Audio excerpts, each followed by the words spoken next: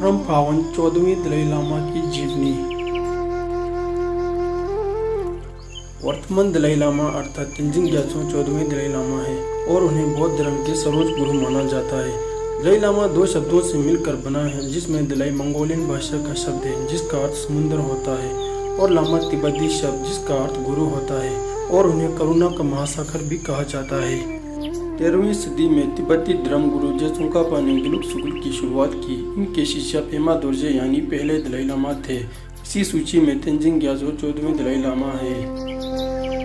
परम पावन 14वें दलाई लामा का जन्म 6 जुलाई 1935 को तक्सर में हुआ था। उनका पिता का नाम चोग्योन सिरिंग और माता का नाम देही सिंह था। उनका दिया हुआ नाम लामो दुंडुक था। कई प्रार्थनाओं, संकेतों और विद्वान लामाओं द्वारा भविष्यवाणी के बाद उन्हें 13वें दलाई लामा का सच्चा पुनर्जन्म घोषित किया गया था।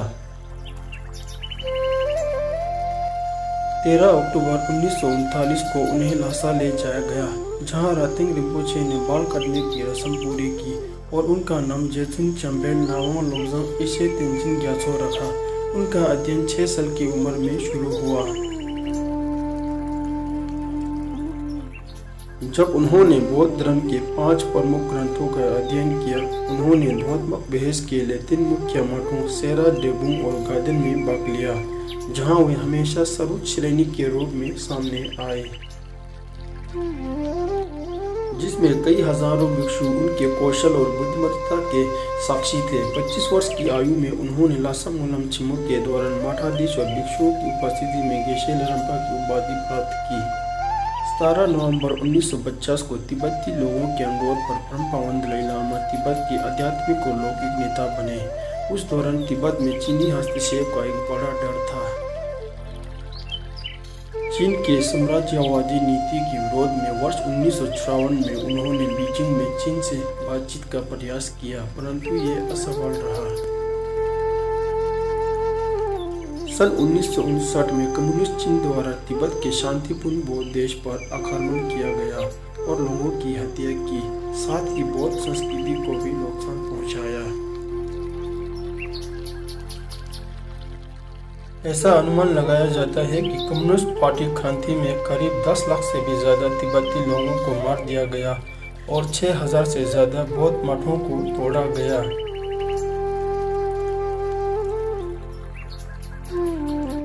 चीनी सेना ने दलाई लामा को न्योता भेजा, जिसमें उनको एक नाटक देखने के लिए लासा में सेना मुख्यालय बुलाया गया। दलाई लामा ने मना किया तो छोड़ देकर उनको बुलाने की कोशिश की। उसी दिन हजारों तिब्बतियों ने नोबुलिंगा में दलाई लामा के महल को घेर लिया। कहा जाता है कि तिब्बतियों को शक हो गया था कि दलाई लामा को चीनी गिरफ्तार करना चाहते हैं। महल के बाहर जुटी भीड़ ने 10 मार्च 1959 को चीनी सेना के खिलाफ बगावत कर दी। बढ़ती हिंसा के बीच 17 मार्च 1959 को 80,000 लोगों के साथ दलाई लामा भारत में शरण लेने निकले। लासा से भागने के 3 सप्ताह बाद परम पावन और उनका दल भारतीय सीमा पर पहुंचे। भारत सरकार पहले ही परम पावन और उनके अनुयायियों को भारत में शरण देने के लिए सहमत हो गए थे। 20 अप्रैल 1959 को मसूरी पहुंचने के तुरंत बाद परम पावन ने भारतीय प्रधानमंत्री से मुलाकात की और दोनों ने तिब्बत शरणार्थियों के लिए पुनर्वास के बारे में बात की। 1959 में निर्वासन में आने के बाद परम पावन धर्मशाला में बस गए और तिब्बत के आध्यात्मिक और लौकिक नेता रहे। उन्होंने सरकार के संचालन को फिर से संरचित किया और 1960 में पहली तिब्बती संसद लागू हुई। 1960 में पहली बार दलाई लामा ने तिब्बतियों शरणार्थी के लिए विशेष स्कूल भी बनवाए, जिसमें तिब्बती अपनी संस्कृति के साथ साथ आधुनिक शिक्षा से भी परिचित हों।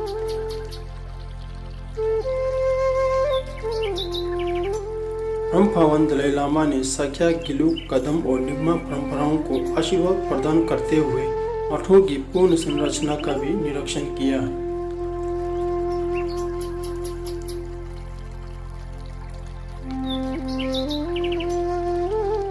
प्रधानमंत्री पद के लिए पहला तिब्बती लोकतांत्रिक संसदीय चुनाव 2011 में हुआ था। तब से परम पावन दलाई लामा ने सारी राजनीतिक शक्ति को त्याग दिया। रामपावन ने 67 से अधिक देशों की यात्रा की है। उनके शांति, अहिंसा, अंतरधार्मिक समाज, सार्वभौमिक जिम्मेदारी और करुणा के संदेश की मान्यता में उन्हें 150 से अधिक पुरस्कार प्राप्त हुए हैं। उन्होंने 110 से अधिक पुस्तकों का भी लेखन किया है। रामपावन ने विभिन्न धर्मों के प्रमुखों के साथ विचार विमर्श किया है और अंतरधार्मिक सद्भाव और समझ को बढ़ावा देने वाले कई कार्यक्रमों में भाग लिया है। तिब्बत को आज़ाद कराने के प्रयास में वर्ष 1969, 1961, 1965 में यूएन में प्रस्ताव भी पारित हुए हैं। दलाई लामा ने बौद्ध भिक्षुओं और विश्व प्रसिद्ध वैज्ञानिकों के बीच लोगों की मन की शांति प्राप्त करने में मदद करने के लिए एक ऐतिहासिक सहयोग का मार्गदर्शन भी किया है। इसके परिणाम स्वरूप निर्वासन में पुनः स्थापित तिब्बती मठवासी संस्थानों के पारंपरिक पाठ्यक्रम में आधुनिक विज्ञान को शामिल किया गया है। रामपावन ने 1967 में दुनिया के विभिन्न हिस्सों का दौरा करना शुरू किया और राज्य के प्रमुखों के साथ साथ धार्मिक नेताओं से मिलकर स्वतंत्र तिब्बत की मांग रख चुके हैं। रामपावन दलाई लामा को एक शांति प्रिय व्यक्ति माना जाता है। सन 1989 में उन्हें तिब्बत की आज़ादी के लिए उनके अहिंसक संघर्ष के लिए नोबेल शांति पुरस्कार से सम्मानित किया गया था। दलाई लामा को अवलोकितेश्वरा का अवतार माना जाता है। आज भी दलाई लामा और तिब्बत के लोग शांतिपूर्ण और अहिंसक तरीके से तिब्बत की आज़ादी की मांग उठा रहे हैं और तिब्बत के लोग दलाई लामा के वापस आने की प्रतिज्ञा कर रहे हैं। रामपावन दलाई लामा को 86वां जन्मदिन की बहुत बहुत शुभकामनाएं। आपका जीवन हमें इसी तरह प्रेम और करुणा के मार्ग में चलने की प्रेरणा देता रहे। धन्यवाद।